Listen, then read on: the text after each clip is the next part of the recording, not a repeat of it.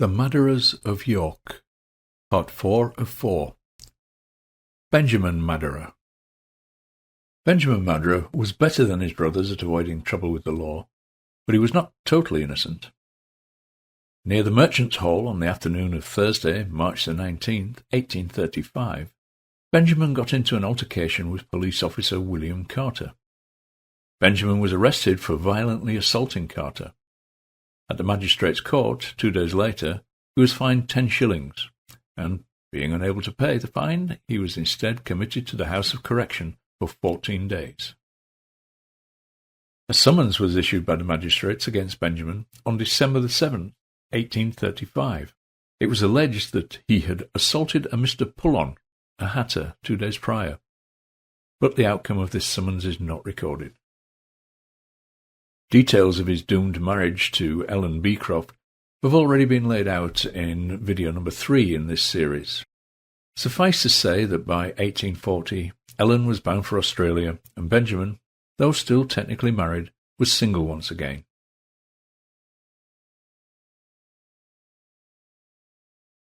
At around 9 o'clock on the morning of Saturday, September the 12th, 1840, Thomas Tattersfield, a waterman, was aboard a barge being towed along the River Foss. In the water ahead, he saw what he suspected was a body. Shouting to his colleague, Joseph Severs, who was on the towpath, to stop the hauling horse, he manoeuvred the barge to where he was able to better inspect the object in the water. And, as he feared, it was indeed a body. With great care, Thomas and Joseph were able to lift the fully clothed body of a man from the water and bring it ashore. When the police arrived, they searched the deceased's pocket and found money and various items that seemed to indicate the unfortunate man had not been a victim of a robbery. The body was taken to the nearby village of Huntingdon, where he was identified as Robert Holtby Hesp, a groom working at the Black Swan Inn in York. He had been missing since Wednesday evening. A coroner's inquest was speedily arranged, and Benjamin Madderah was called as a witness. Benjamin deposed that he had known the deceased for 3 or 4 years, and he had last seen him alive on Wednesday evening. He knew Hesp to be a steady and sober man, yet on Wednesday evening he had seemed very much under the influence of strong drink. Hesp informed Benjamin that he had been at Sir Tatton Sykes' tup show, and was now going back to his cottage to sleep. He departed in the direction of his home. The surgeon who had examined the deceased described finding scratches and bruises on the body. In his opinion, these marks were entirely consistent with the unfortunate man having tripped and stumbled into the water. There had been some speculation that these wounds might indicate he had been murdered by someone forcing him into the water, but the surgeon did not think this explanation had any merit. The jury returned a verdict of found drowned. And that, as far as the people of 1840 were concerned, was that. But what no one at the time would have associated with this sad incident are a couple of curious facts noted in the court trials of Benjamin's wife the previous year. Before the bench, in May 1839, Ellen told the court she had been married 3 months, when in fact she had married Benjamin just 9 days earlier.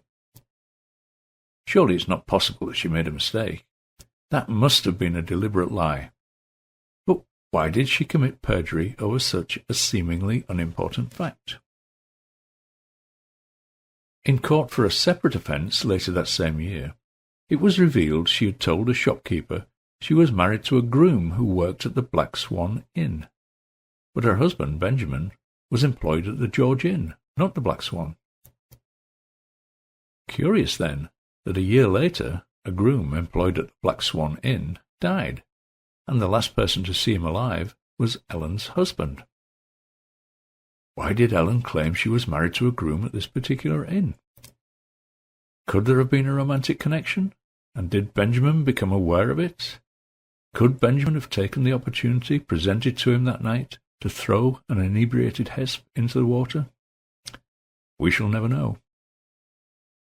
Benjamin is described as a labourer in his 1835 court appearance and as a cabman in 1837. His marriage certificate in 1839 states his occupation as servant, and at the coroner's inquest in 1840 he was an ostler at the George Inn.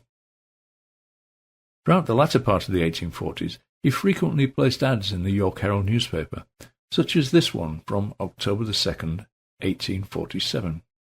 It reads, Benjamin Madderah, horse clipper, 31 Friargate, York, begs leave respectfully to return his most sincere and grateful thanks to the nobility, gentry, and public in general for the very liberal patronage which they continue to bestow upon him, and to assure them that all orders entrusted to his care will be finished in that superior style of excellence which has given such general satisfaction to those who have honoured him in their command.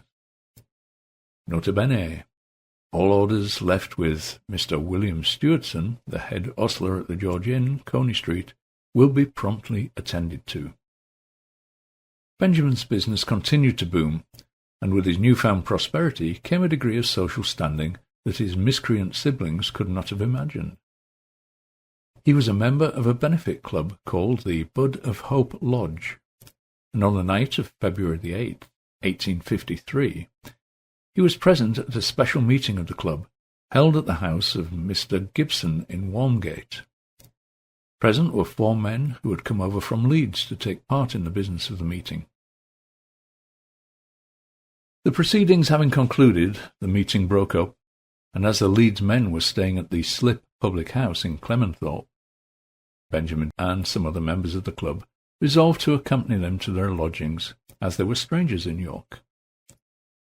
The party arrived safely at the Slip pub at an early hour in the morning, but Benjamin had fallen behind.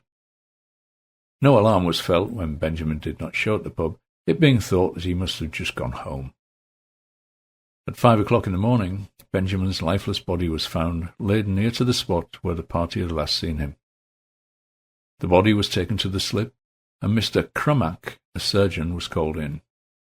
He examined the remains of the deceased, upon which there were no marks of violence, and his opinion was that the unfortunate man had died from disease of the heart. The verdict was, died by the visitation of God. He was 48 years old.